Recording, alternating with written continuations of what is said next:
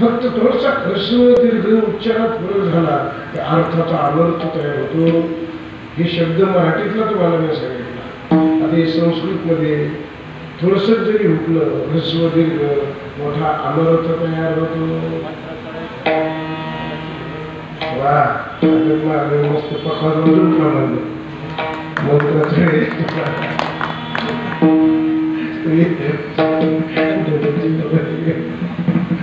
काय दिले होतो मला परिवार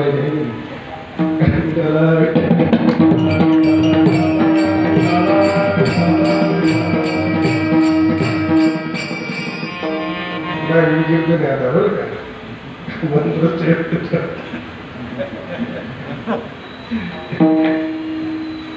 तरी घराची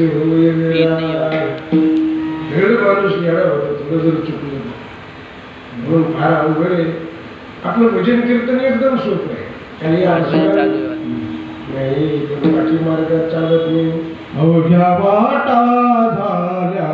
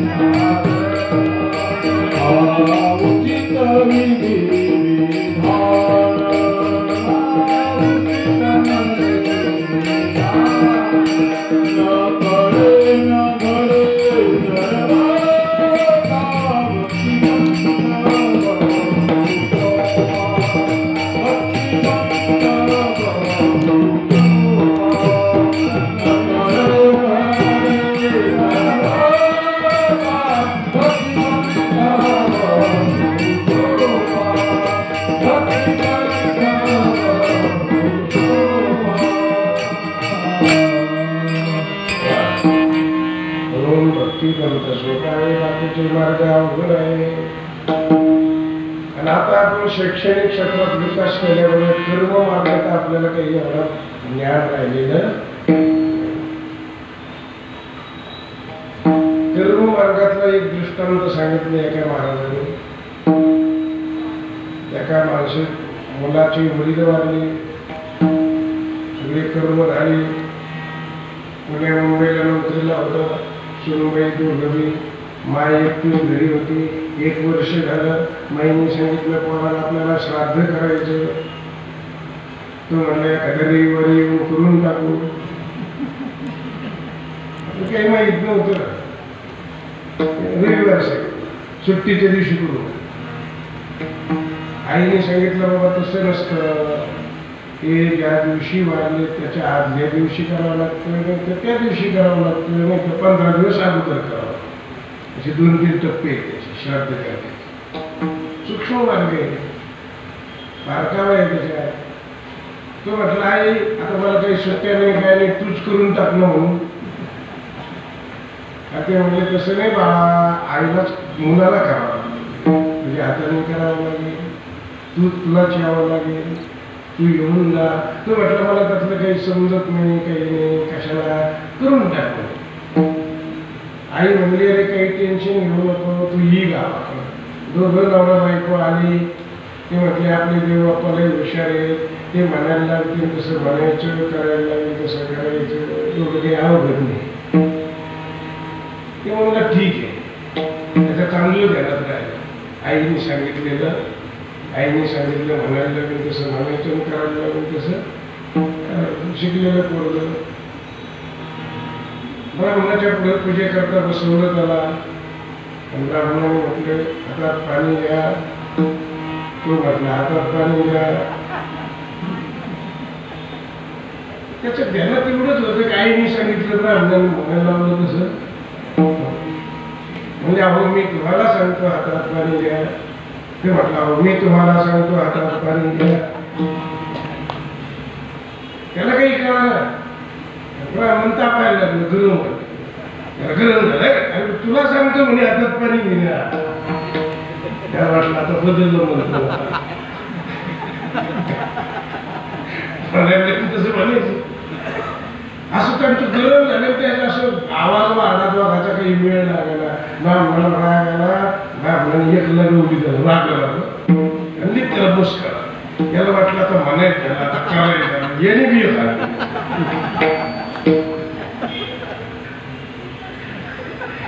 एक काही मिळाले ते ब्राह्मण गेलं पळून आणि हे काय माणूस असं झालं ते ब्राह्मण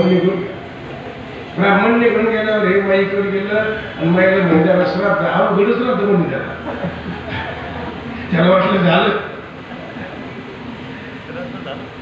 माय म्हणजे बरोबर झालं बरं झालं म्हणजे मला ते आता शिदानी नोंदी म्हणे ब्राह्मणाच्या घरी पीठ दूध मीठ नेऊन दे ब्राह्मण भोजन.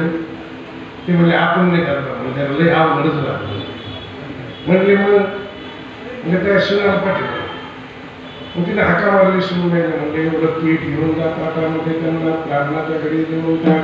ते म्हणजे मला काहीच माहित नाही आणि त्याच्यात काय अवघड आहे की ब्राह्मण काही म्हणे तिथं ठेवायचं माझ्या यायचं. ते म्हणले काय हरकत नाही.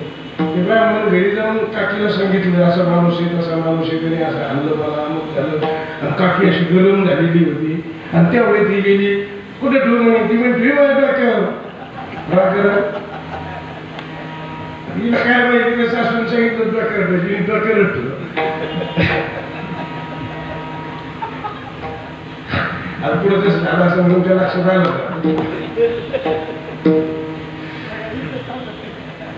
ती आली घरी सासूला म्हणायला लागली त्याला अवघडच राहतो म्हणे श्राद्धाचं काम.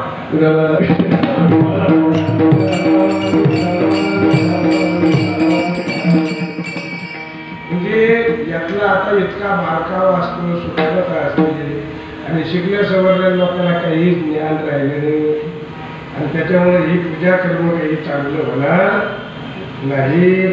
थोडं चुकलं तरी सगळं हुकून जातं. म्हणून आता त्या पूजेच्या नादी लागायचं. कशाच्या नादी लागायचं हरिमुखे म्हणा हरिमुखे म्हणा पुण्याचे भक्तीपंथ बहु सोपा एकदम सोपा मार्ग जर करत असेल तर भक्ती मार्ग आहे. सोपं कशाला म्हणते सोप्याची सोपी व्याख्या सांगतो जे सगळ्याला जमतं त्याला म्हणतात सोपं.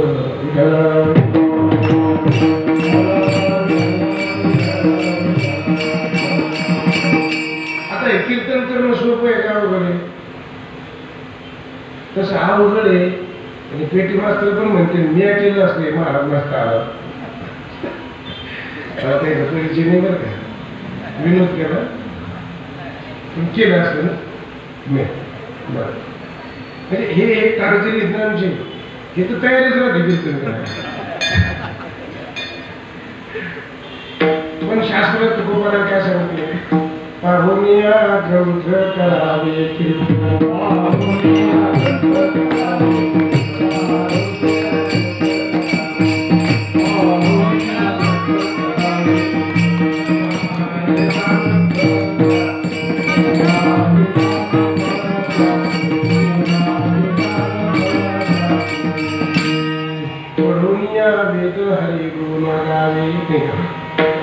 वेदाचा अभ्यास करावा शास्त्राचा अभ्यास करावा आणि मग लोकांना थोडं सांगावं.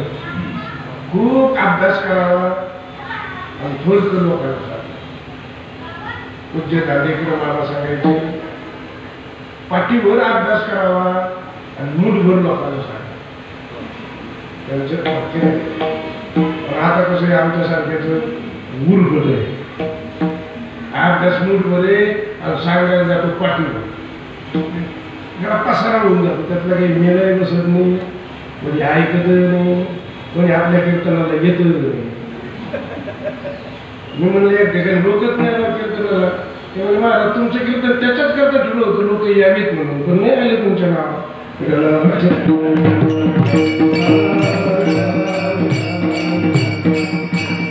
येते ते लोक म्हणजे आपले अधिकार कमी पडतो लोक येत नाही. एखाद्या महाराजांना जर तुम्ही 40,000 दिले ना लई लोक येतील, जागाच नाही पुढे लोक येतील नाही कवा येतील. 40,000 द्यायला लागते. तुम्ही पहा वाटा करा 40,000 महाराज 40,000 महाराज तुम्ही लोकांना नसतं सांगा इथं जागा नाही पुरायची.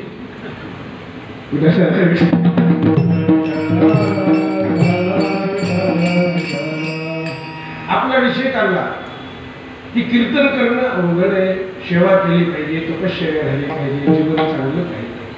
आमचे उत्तम बाबा आदर्श साधू मस्त महात्मे उत्तम महाराज तुम्ही जवळून पाहिलं किती स्वच्छ आणि निर्मळ जीवन उत्तम महाराज. कोणी कुठे बसा म्हटले बसा, बसले बाबा. कोणी म्हटले बाबा जेवण करून घ्या थोडं, आला ताई अक्का असं बोलायचे ते गुरु. जनाबाई मुक्ताबाई म्हणायचे घेतो जेवण. इतका गोड त्यांचा स्वभाव होता म्हणून त्यांचं नाव उत्तम होतं आणि खरं उत्तम त्यांचं जीवन.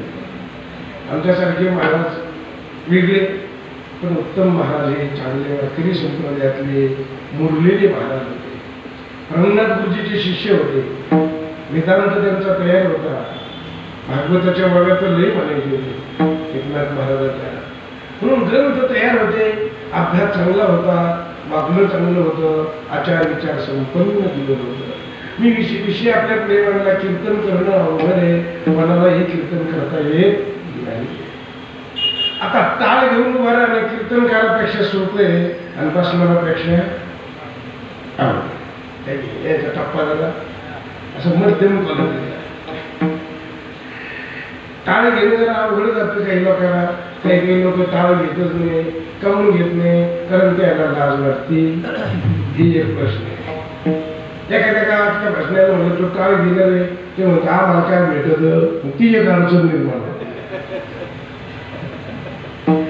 म्हणजे लोक टाळ घ्यायला आता तयार नाही, पण टाळ घेतला पाहिजे. आपल्या वारकरी संप्रदायामध्ये टाळा टाळी लोपला टाळा टाळी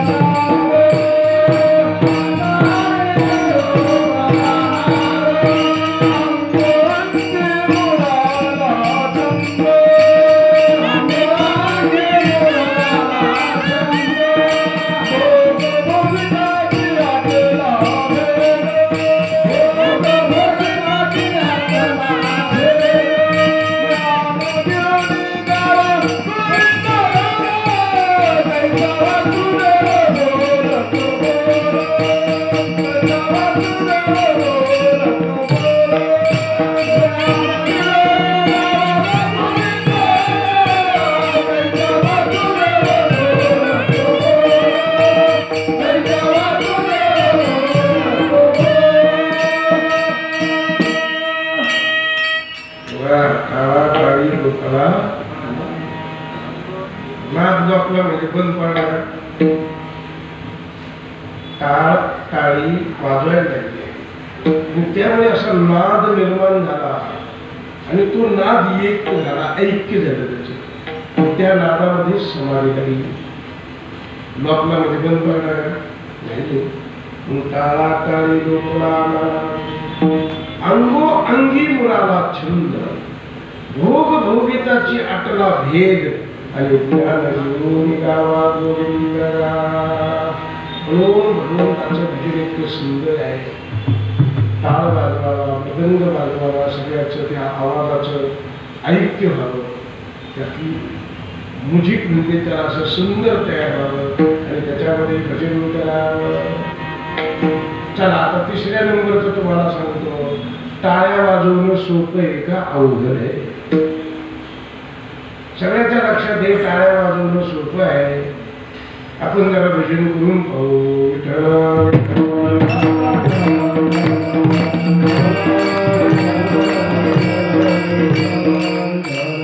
सगळ्याच्या लक्षात आलं टाळ्या वाजवणं सोपं आहे. सगळ्यांनी टाळ्या वाजवल्या बरं का, सगळ्याला माहिती झालं टाळ्या वाजवणं सोपं आहे. बघा टाळीला काही नियम आहे का? उजवावर राहा का डावावर राहा असं काही? आशीर्वादा आशीर्वादा आशीर्वादा आशीर्वादा. फक्त हात वाजू नका अशी वेगळी.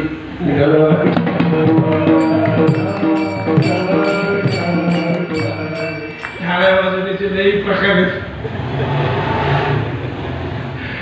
टाळी वाजवावी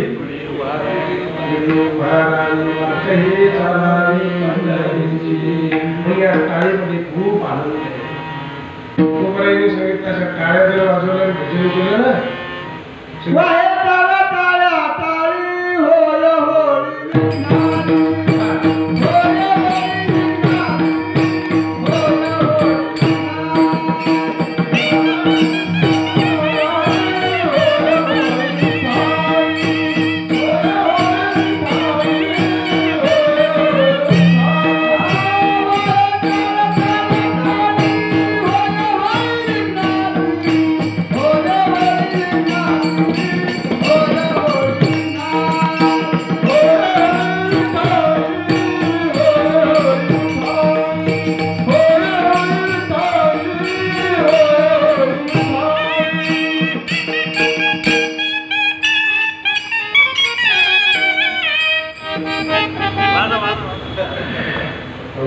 टाळ टाळ्या टाळी होय होळी विघ्नाची. सगळ्या विघ्नाची होळी होते. पण काय वाजवल्यावर? वाजे टाळ टाळ्या टाळीवर म्हणजे विघ्नाची होळी होते. टाळी वाजवली की पाप धुवून जाते. बरं संतांचे प्रमाण सांगितलं, वासुदेव वाहुनी टाळी पातकी गेली अंतराळी. लांब निघून जाते पाप. विघ्नाची होळी होते. हातावर हात आणल्यानंतर आपलं सर्वांना माहीत झाला तर हे सगळ्या शिरा दिला चांगल्या चालत्या एकदम व्यायाम होतो. म्हणून टाळी खूप महत्वाची आहे. टाळी वाजवली पाहिजे.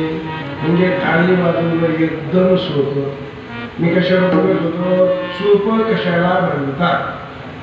टाळी वाजवणं कसं आहे? सगळ्यात सोपं. कीर्तन करणं अवघड आहे, टाळ वाजवणं अवघड आहे, मध्यम वाजवणं तर लय अवघड आहे, हार्मोनियम वाजवणं अवघड आहे. हे काय वाजवलं कोणतं वाद्य? असं नाही. मला वाटलं पिपणी.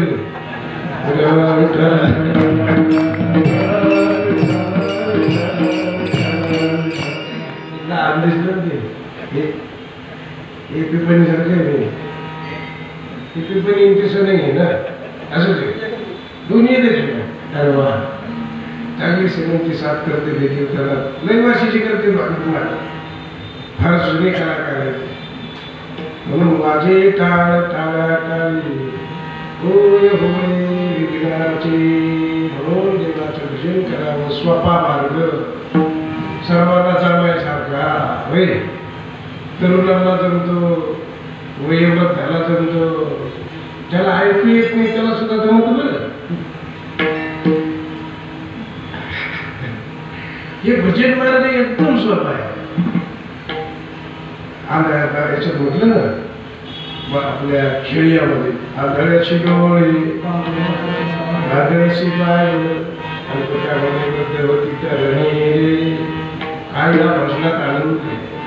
लुब्धली नारी लागली समाधी मूळ जननारी लोकारे पंडित ज्ञानी योगी मानव एकची सिद्ध साधकारे.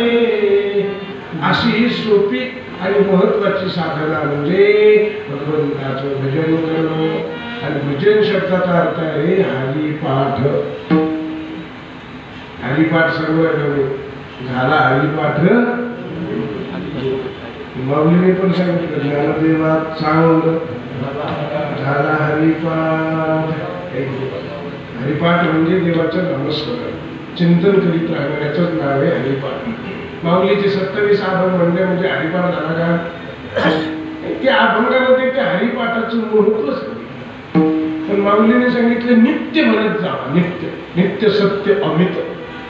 नित्य सत्य आणि अमित म्हणजे भरपूर अखंड. ज्ञानदेव म्हणे जपमाळा धरून शियाली जपे सदा. त्याचं नाव आहे हरिपाठ. आमचे गुरुवर्य वैद्य महाराज असं दर्शन घेऊन देत नव्हते मधीच.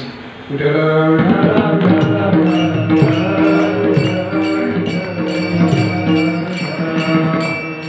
काय करतात हे स्वापा मार्ग आपलं जाऊ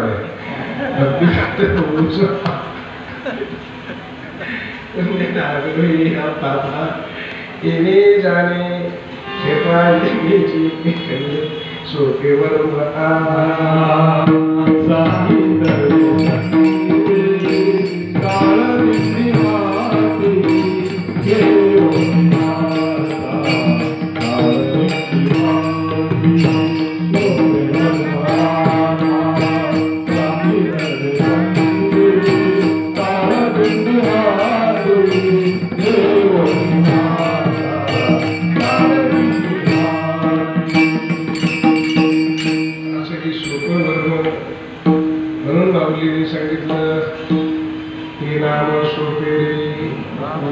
रामकृष्ण गोविंद अनुवाचेशी सद्गत जपे.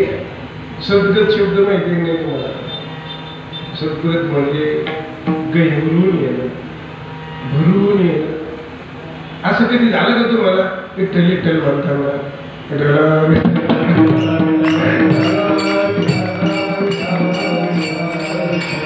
असं काही भरून येतच नाही आपल्याला.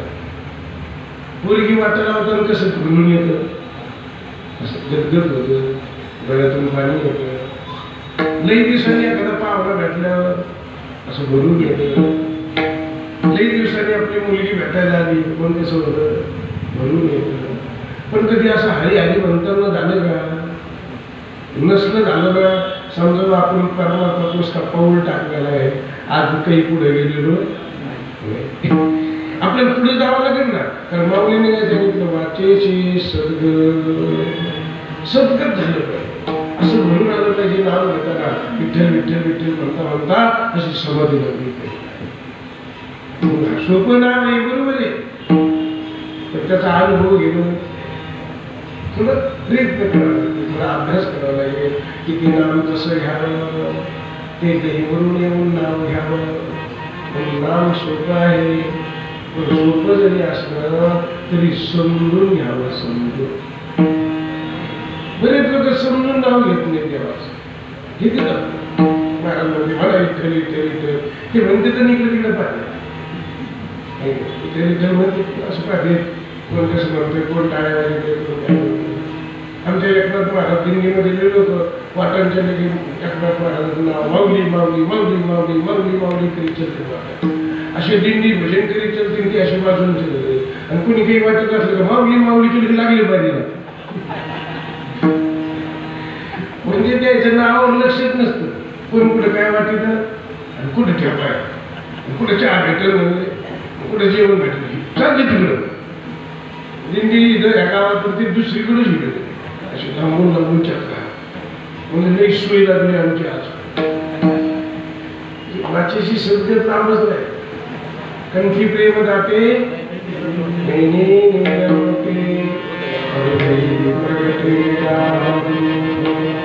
नारायणाचे मुळे आपुरिया छंदे मनाच्या आनंदे आवडी मनाच्या आनंदे आवडी. एवढं प्रेम देवाच्या नावात पाहिजे, एवढं प्रेम देवाच्या नावात पाहिजे. आज शेवटचं प्रेम देवाच्या नावात, दुसरीकडे कुठेच प्रेम नाही. पण आपलं प्रेमच देवावर कमी आणि जगावर जास्त. घरदार मुलं बाळ फुलं सोडलं याच्यावर जादा प्रेम आणि देवावर उरले सोडलेलं. आणि संतांनी कसं केलं? 100% प्रेम देवावर दिलं, उरले सोडलेलं संसारावर. म्हणून भक्तीमध्ये महत्वाचा विषय काय आहे? प्रेम. मी पहिलं प्रमाण म्हटले की प्रेमाविना सा तस्मिन् परम प्रेम रूपा. सूत्र आहे, नारद महर्षी सांगतात की देवावर काया वाचा मनाने प्रेम करणं त्याचंच नाव भक्ती आहे. आणि असं प्रेमाने देवाचं नाव घेतलं पाहिजे. ते नाव सोपं आहे, पण सद्गत झालं पाहिजे. आता ते देवाचं नाव घेतलं पाहिजे. आता एक नाव घेतलं पाहिजे तर लय मोठे नाव घेतले पाहिजे. एक नाम हरि द्वैत नाम दो. एक नाम हरि द्वैत नाम. एक नाम हरि द्वैत नाम. एक नाम हरि द्वैत नाम. अद्वैत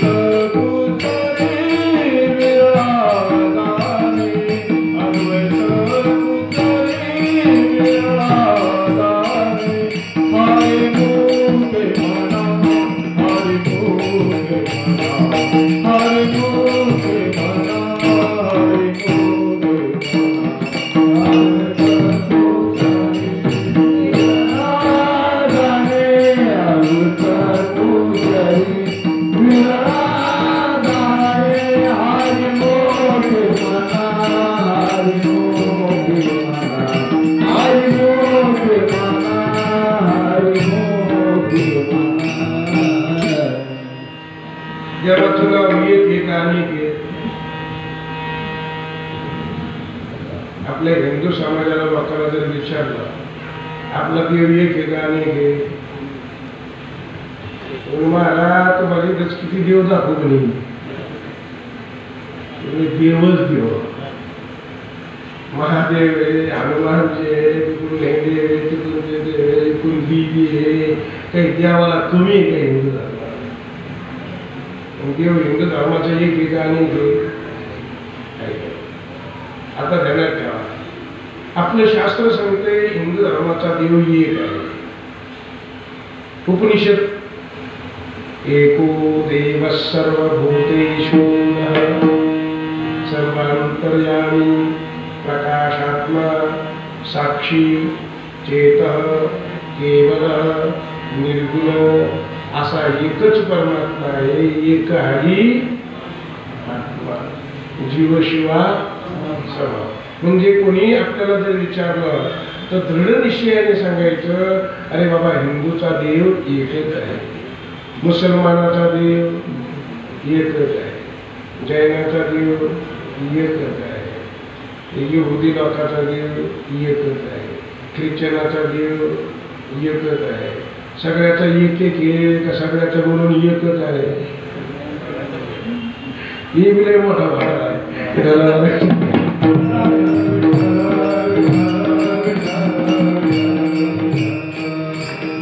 आता हे आपल्याला सगळ्यांना समजलेलं आहे. सगळ्याचा मिळून एकच आहे. त्याचे नाव वेगळे वेगळे दिले त्यांनी. नवीन धर्मपंथ आले त्यांनी नाव देऊन टाकलं, याला हे म्हणते. पण म्हणत असताना लक्षणं करीत असताना भिन्न भिन्न लक्षणं करतात ना. अद्वैत आपलं जे शंकराचार्य, व्यास, संत महात्मे यांनी अद्वैत तत्वज्ञानाचा स्वीकार केला आहे. मग अद्वैतामध्ये देव एक आहे का अनेक आहे? अद्वैत म्हटल्यानंतर काय झालं? द्वैतच नाही, एकच. म्हणून एक हरी आत्मा, देव एकच आहे. बघा नाथमहाराजांच्या हरिपाठातलं प्रमाण सांगतो, आदि मध्य अंती अवघा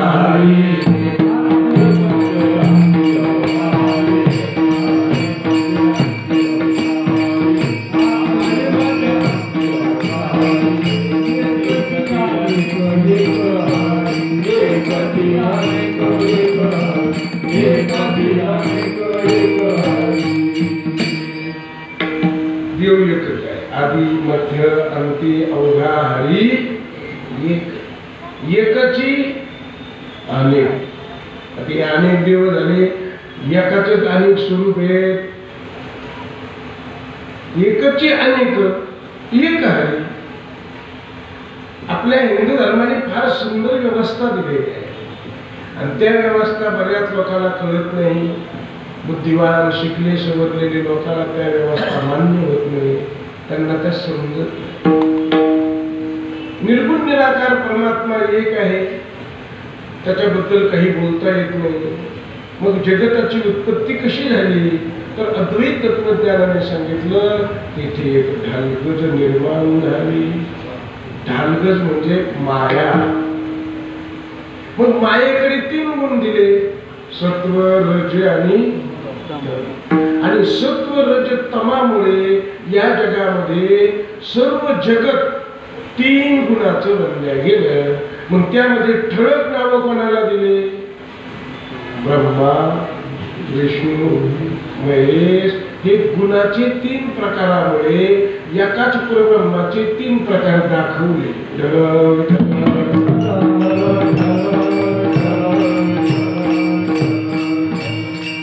फार अवघड, म्हणजे आपल्या हिंदू धर्मात फार बारकाव्याने विचार करीत आहे. पुढे 3 गुणापासून चतुर्विध प्रकार तयार झाले. मुख्य किती गुण आहे? 3च आहे. भांडवल 3 गुणाचं आहे. पण त्या 3 गुणापासून प्रत्येक गोष्टीमध्ये 4 प्रकार तयार केले. प्रत्येक गोष्टी. पहिले वेदाचेच किती प्रकार केले? 4 प्रकार तयार केले. ब्रह्मदेवाच्या तोंडाचे किती प्रकार केले? 4 प्रकार केले. विष्णूच्या हाताचे किती प्रकार केले? आता कशी कशी केले? ऋषी मुनी त्यांनी त्याच्यावर किती अभ्यास केला. वेदशास्त्रामध्ये काय काय लिहून ठेवलं. म्हणजे कोणतीही गोष्ट असू द्या, पहिली ती त्रिगुणात्मक आहे. प्रकाराची 3 जन 3 प्रकारचे मुख्य. कोणी सत्वगुणी, कोणी रजोगुणी, कोणी तमोगुणी. पण 4था प्रकार तयार केला.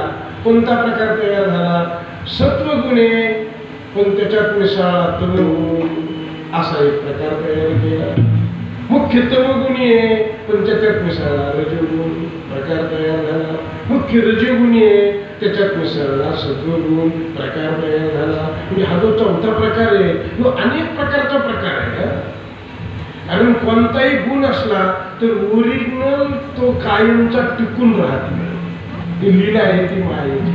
आता आपण कीर्तनात आलो, कोणता गुण आहे? आता आपण सत्वगुणात आहोत. घरी गेलो, कूलर चालना, एसी बी घाला, बायकोचा त्याचा वाद सुरू झाला, कोणता गुण वाढला? म्हणजे हे आपला सत्वगुण थांबला. आणि दुसरा रजोगुण वाढला. रजोगुणामध्ये व्यापार राहतो बरं का. आणि मग नंतर पळत झोपला. मग झोप लागली तेव्हा कोणता गुण वाढला? तेव्हा तमोगुण वाढला. निद्रा, आळस हे तमोगुणाचं कार्य आहे. रजस्व लोभ एवच, सत्वात संज्ञा येते ज्ञान. जे कोणी सत्वगुणी असतात त्यांना ज्ञान होतं. जे रजोगुणी असतात ते लोभी असतात. आणि जे कोणी तमोगुणी असतात ते खाणं, झोपणं, आहार, निद्रा, आळस, मूड हे त्यांच्यामध्ये गुण येतात. त्या गुणाचे ते प्रभाव आहेत. आता त्याच्यामध्ये शास्त्राने काही केलं, मुख्य 3च प्रकार आहेत. पण त्या प्रकारामध्ये दुसरा प्रकार मिसळतो. त्याचं आधिक्य झालं की मनुष्य तसा बनतो. म्हणून 4था प्रकार मानवामध्ये 4 प्रकार.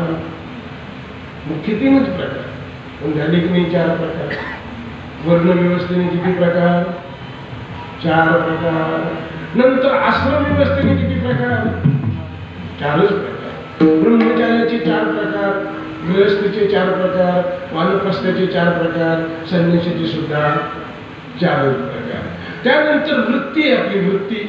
त्या वृत्तीचे सुद्धा 4 प्रकार. कोणी पामर, कोणी विषयी, कोणी जिज्ञासू, कोणी मुक्त आहे. म्हणजे अनेक गोष्टीचा जर तुम्ही विचार केला तर चतुर्विध प्रकारे सृष्टी आपल्याला पाहायला मिळते. कशामुळे? मायेमुळं. आणि म्हणून त्या मायेने, गुणाने एवढी लीला केली की गुणी देवात्रयी बांधलिया. ज्ञानेश्वर माऊली म्हणतात की त्या देवाला सुद्धा गुणाने बांधून टाकलं. कारण सत्वगुण म्हटलं कोणता देव येतो जाणार? विष्णू परमात्मा येतो. नाही हे ना, रजगुण म्हटलं की ब्रह्मदेव ध्यानात येतो, तमोगुण म्हटलं की महादेव ध्यानात येतो. हे सगळं ध्यानात येतं. ध्यानात ठेवण्याकरता ध्यानात आणायचं का? नाही, तो गुणाचा प्रकार आहे, गुणाचा विस्तार आहे. समजण्याकरता ही शास्त्राने व्यवस्था केलेली आहे. म्हणून 3 गुणामुळे 3 देव झाले, 3 गुणामुळे त्यांना 3 शक्ती प्राप्त झाल्या. महादेवाला शक्ती प्राप्त झाली, देवी पार्वती, विष्णूला लक्ष्मी, ब्रह्मदेवाला सावित्री. त्या 3 देव आणि 3 देव मुख्य पहिल्या झटक्यात गुणामुळे तयार केले. आता या 3घापासून पुन्हा काय झालं? पुढं वाढतच गेलं. महादेव पार्वतीपासून पुन्हा 2, एक बुद्धी देवता निघाली, एक अशा प्रकारचे सुंदर कार्तिक स्वामी. हे 2 पुत्ररत्न त्यांना शास्त्राने आपल्या दाखवले. आपल्यासारखे झाले कधी नरमादी एकत्रित येऊन? नाही, हे बिलकुल नाही, आपल्यासारखं बिलकुल नाही. पार्वतीच्या मळापासून झाले, याचा अर्थ असा मळ घेतला झाले, तसा त्याचा भाव घ्यायचा नाही की पार्वती ही देवी ताकद आहे आणि तिच्या मनात आलं असं निर्माण करायचं. तर आपण नाही म्हणत का अगं असं निर्माण करणं म्हणजे त्या माणसाचा हाताचा खेळ आहे, तो हाताचा मूळ आहे. सहज करू शकते ती पार्वती, काही करू शकते. म्हणून पार्वतीने जी निर्मिती केली, गणपती बाप्पाची निर्मिती केली, बुद्धिमत्तेची निर्मिती केली, कार्तिक स्वामीची निर्मिती झाली. सर्वांना माहीत आहे. म्हणजे ते देव वाढले की नाही, किती देव वाढले. आता महादेव ज्याच्यावर बसून हिंडायला लागले ते सुद्धा काय झाला? आईच पुढं. गणपती बाप्पा ज्याच्यावर हिंडायला लागले ते सुद्धा देवच झाला. कार्तिक स्वामी ज्याच्यावर बसायला लागले ते देवच झाला.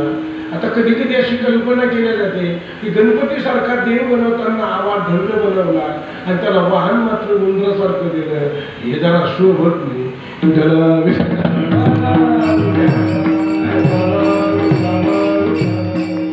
बरेच बुद्धिमान लोक म्हणते ते सगळं खोटे असं म्हणते ते त्यांच्या डोक्याने, बरं का. पण त्याचे मार्मिक अर्थ वेगळे येतो. हे जे वाहनं आपले दाखवले, कशा करता दाखवले हे वाहनं, की त्यामध्ये काही मार्मिकता आहे. आता लक्ष्मी आहे, लक्ष्मीचं वाहन काय दाखवलं?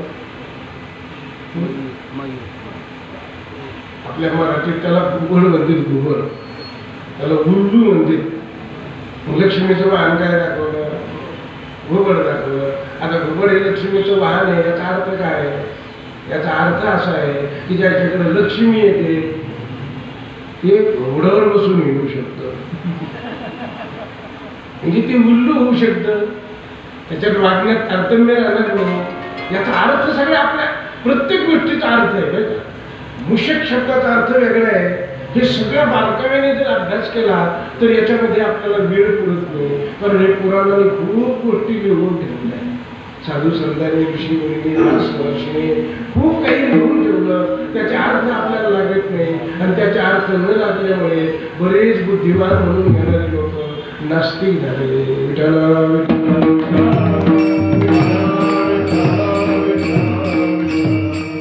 पण अर्थ लागत नाही म्हणून पुराणिकाला वेळ म्हणावं का? त्याला सोडून द्यावं का? का सोडू नये त्याला? कारण ज्ञानेश्वर माऊली, तुकाराम महाराज, एकनाथ महाराज या लोकांनी सांगितलं बरोबर आहे. म्हटले गणपती बाप्पा मूषक वाहन आहे, गणपतीचे डोळे लहान आहे, गणपतीचे कान मोठे आहे. काय काय बारकावा आहे याच्यात? प्रत्येक गोष्टीमध्ये बारकावा आहे. गणपतीचे डोळे लहान आहेत म्हणजे माणसाची दृष्टी सूक्ष्म पाहिजे, प्रत्येक गोष्टीचा विचार करणारी पाहिजे. गणपतीचे कान मोठे आहेत म्हणजे काय आहे? अहो सगळं ग्रहण करण्याची ताकद पाहिजे.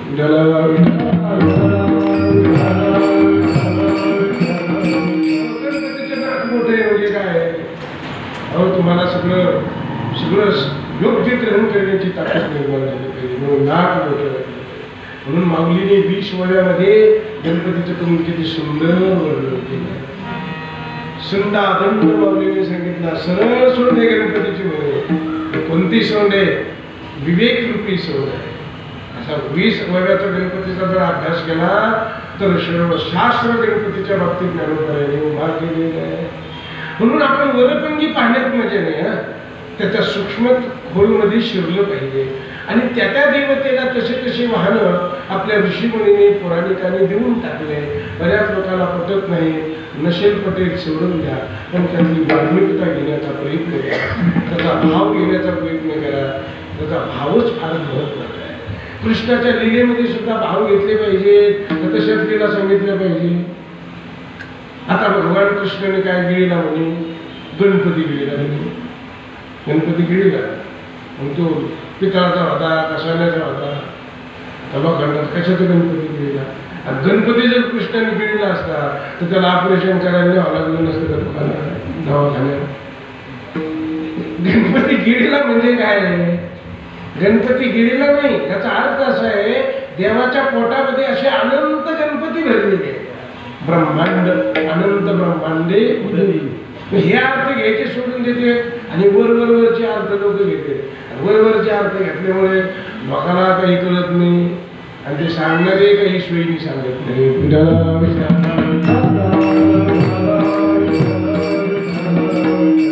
आता कृष्णाने कमळीचे कपडे चोरले की नाही, साड्यात चोरल्या म्हणजे आता हे लोकांना पटत आहे का? असं पुढं कृष्ण राहतो गणपती गवळणीच्या साड्या चोरून गेल्या, असा पुढं कृष्ण आहे का? असा त्याचा भाव घ्यायचा नाही. त्याचा भाव असा घ्यायचा की मी कपड्यावर सुद्धा माझं ममत्व राहणार नाही, मी एवढे निसंग झालेले आहे. त्यावेळेस कृष्ण दर्शन आहे.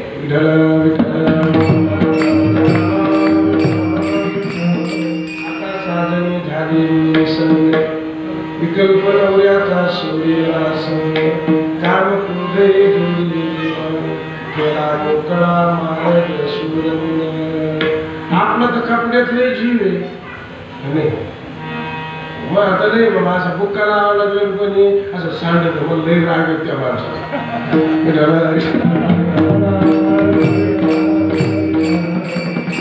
आणि देवप्राप्ती केव्हा आहे? याच्यातला प्रेम गेलं पाहिजे. मेकअप कपडे हे ते काही नाही, काही नाही. देवाला हे काही आवडत नाही. आणि म्हणून सांगितलं अरे तुम्ही मोकळे व्हा, माझ्याकडे यायचे का? नंगे बघा नंगे. संकल्पावी माया संकल्पावी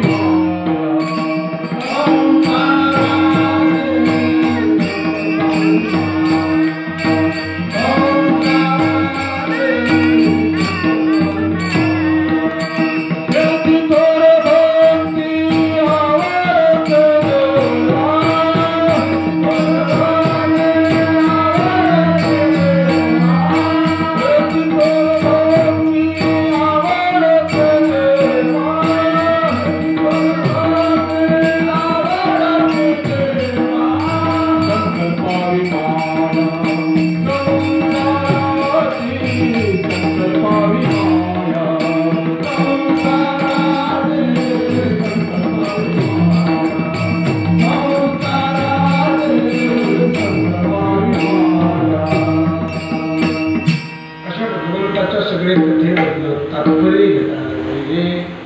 म्हणजे जीवन गोड होतं. मी आपल्या पुढे काय बोलत होतो? एक नाम हरी, एक शब्दाबद्दल बोलत होतो की देव एक आहे. आता देव जर एक आहे तर देवाचे नाव तुम्ही एक म्हणून राहिले, पण देवाला काही एक नाव घेतात. एका विष्णूला 1000 नाव, सहस्र नामावली. महादेवाला 1000 नाव, सूर्याला 1000 नाव, हनुमानजीला 1000 नाव, सगळ्याचे 40 आहेत.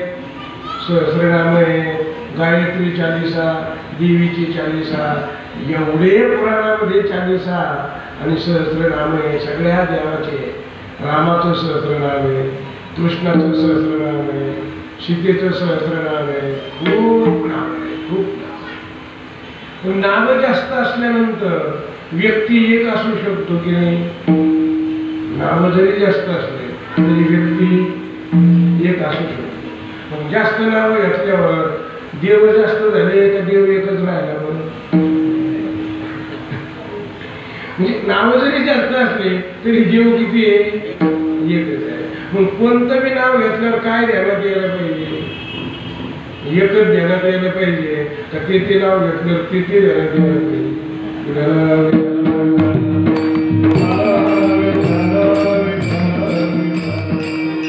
आता आपला म्हणतोय राम कृष्ण हरी. आता राम म्हणल्यावर काय ध्यानात येतं? राम. कृष्ण म्हणल्यावर योगेश्वर अनेक रूप आहेत. कृष्ण ध्यानात येतं. आणि हरी म्हणल्यावर तुमच्या काही ध्यानात नाही आलं.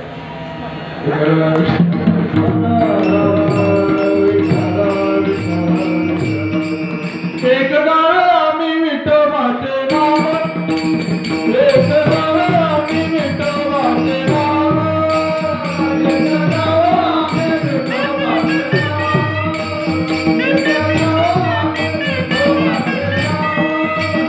एकदा आम्ही विठोबाचे नाम, एकदा आम्ही विठोबाचे नाम, एकदा आम्ही विठोबाचे नाम,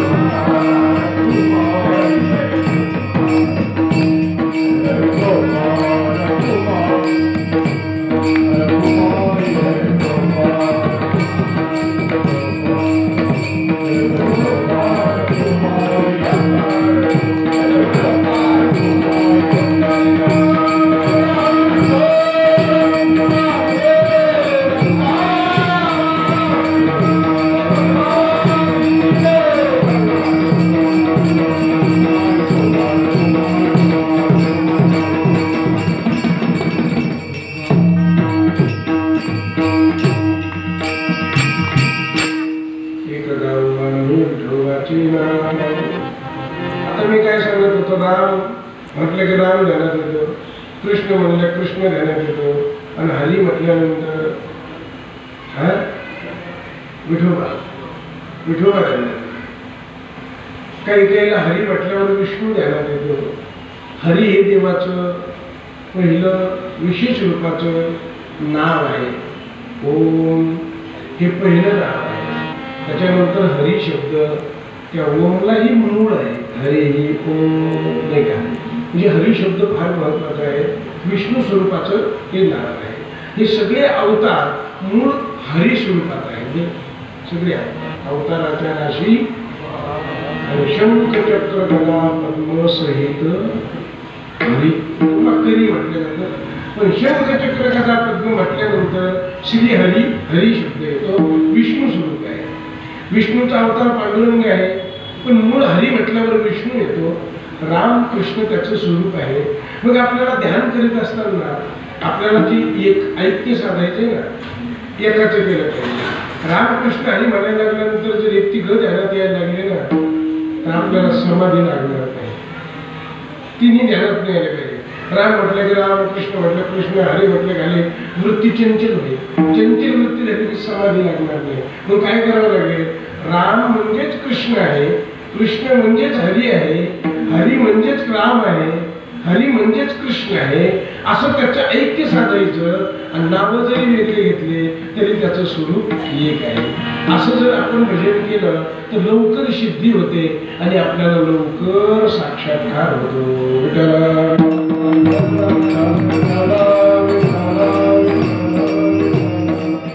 जे आपल्याला आवडतं ते ध्यानात धरा. हरी रूप ध्यानी, हरी रूप मनी, एका जनार्दन आता माझा अभंग काय आहे माऊलीचा? एक नाम हरी, द्वैत नाम द्वैत. म्हणजे हे द्वैत सगळं टाकून द्यायचं आपल्याला. देवदेवतेचं द्वैत टाकून द्यायचंय, समाजाचं द्वैत टाकून द्यायचंय. कुठलंही भेद आपल्याजवळ ठेवायचा नाही आणि द्वैत टाकायचं आणि सर्व ठिकाणी एकच परब्रह्म भरलेलं आहे अशा भावावर यायचं आणि असं देवाचं नामस्मरण करायचं. आता हे सोपं आहे का अवघड आहे? जरा हाही सोपं पण जरा अवघड आहे. एक नाम हरी, द्वैत नाम गुरी. आणि म्हणून माऊलीने म्हटलं हे काही सगळ्याला जमत नाही. अद्वैत कुसरी, कुसरी म्हणजे त्यातला बारकावा. हे व्याखानात जाणतो, एवढे लोक भजन करते पण अद्वैत कुसरीपर्यंत जात नाही. ते ज्ञानदेव म्हणे नाम हे सुलभ सर्वत्र दुर्लभ विरळात एक नाम हरी द्वैत नाम अद्वैत कुसरी. ही अद्वैत कुसरी कळाली पाहिजे, कळाली पाहिजे. ती जर कळाली की आपण समबुद्धीला जातो आणि समबुद्धीला गेलो की देवाचं यथार्थ दर्शन आहे. समबुद्धी यथा शमदमावरी हरी रामा. शमदम, शम म्हणजे इंद्रियाचा निग्रह करणे, दम म्हणजे इंद्रियाचा निग्रह करणे, शम म्हणजे आतल्या इंद्रियाचा निग्रह करणे आणि दम म्हणजे बाह्य इंद्रियाचा निग्रह करणे. श्रम दम अगोदर करावा लागतं आणि नंतर आपल्याला हरी होता येतं आणि मग सर्व ठिकाणी समान श्रीहरीचं दर्शन होतं. श्रमदमावरी हरी रामा. मग तो हरी कुठे आहे, काय आहे? तिसऱ्या चरणात मावली सर्वगती राम देहा देही देता, सर्वगती राम देहा देही देता, सर्वगती राम देहा देही देता,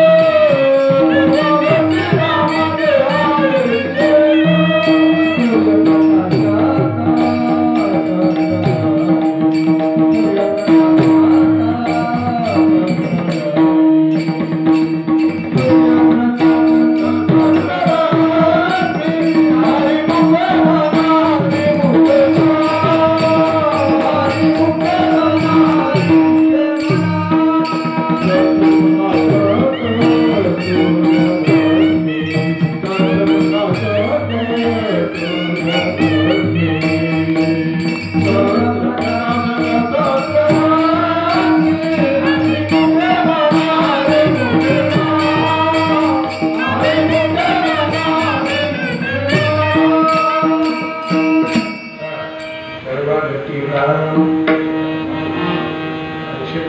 चिंतन आलं की नाही? सर्वागती राम देहादी एक नाम हरी. सर्वागती राम देहादी. त्याला दृष्टांत दिला. सूर्यप्रकाश सहस्रशी. सूर्य एकच आहे पण प्रत्येक ठिकाणी त्याची किरण जातात. सर्व ठिकाणी सूर्य जातो का? नाही, किरण जातात. सूर्याच्या किरणाची सर्व ठिकाणी जशी व्याप्ती आहे तसं परब्रह्म राम म्हणा किंवा ब्रह्म म्हणा, कृष्ण म्हणा, विठ्ठल म्हणा, पण त्याला असं समजून घ्या की सर्व सत्ता प्रकाश कोणाचा आहे? त्याचाच आहे. अखिल कोटी ब्रह्मांड नायक परमात्म्याचा आहे. कंठी धरिला कृष्ण म्हणे अवघागणी.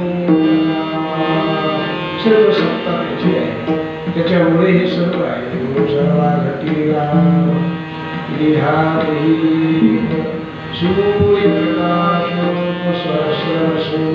म्हणून माऊलीने सांगितलं त्या देवाला, त्या नामाला ऐक्य रूपाने चित्तामध्ये धारण करा. जन्म मरणाच्या परंपरा संपून जातील.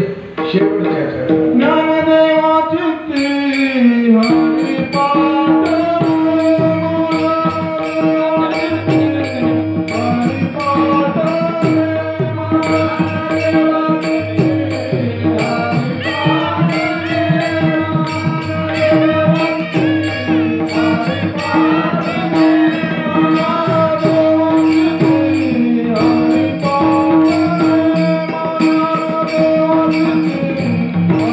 Bye.